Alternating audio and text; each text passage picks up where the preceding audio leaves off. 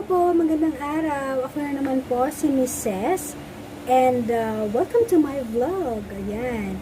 So, ngayon, ang tatry po natin tulungan yung mga high school students. So, may mga nagre-request ako mga friendships. Ayan. Mag-grade 8 topic naman daw ako. So, ito na po muna for today. Ayan, topic 4 natin. Ang topic po natin ay division of rational algebraic expression. Ayan, nabubulol na ako. So, ayan po. Division of ganitong example or yung algebraic expression, same lang din naman siya ng process ng division ng mga pang-elementary. So, ang difference nga lang, syempre, meron na siyang mga variables. So, let's start.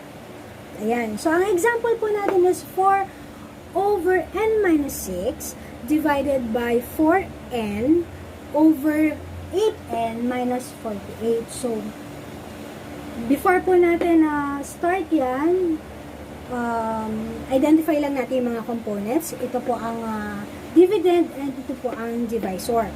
So, uulit-ulitin ko po talaga yan. So, dito po sa division, syempre, i-rewrite lang po natin yung ating dividend which is 4 over n minus 6. Since ito po ay division, kukunin po natin yung reciprocal ng ating divisor. Ano nga ba ang reciprocal ulit?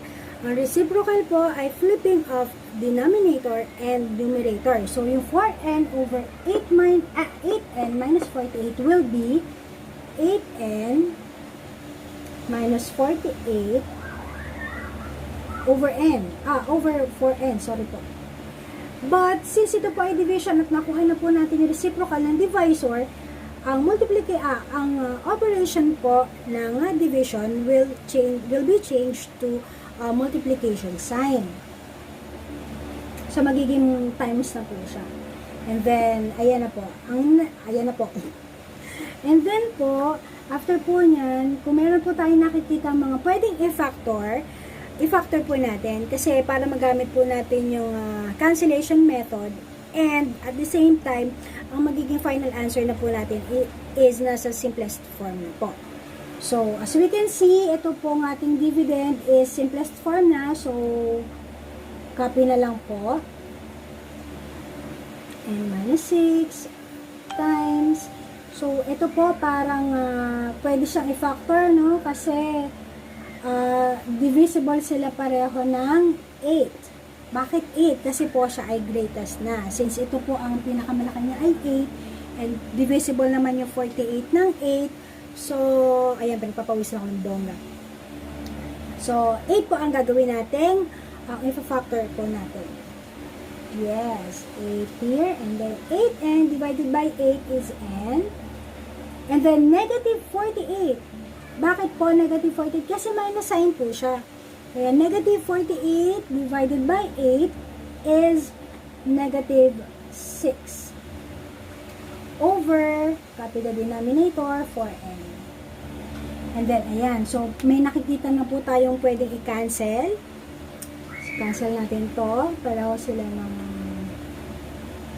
yan. N minus 6 divided by n minus 6 is, yes, 1. N minus 6 divided by n minus 6 is 1.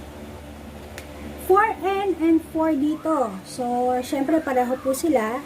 Cancel din po natin. So, 4 divided by 4 is 1. And 4 divided by 4 is 1.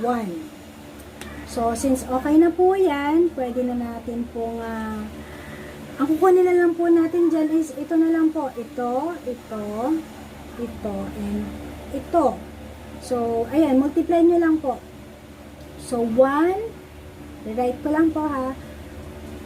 1 divided by 1. So, ayan po siya. 1 over 1 times 8 times 1 is 8.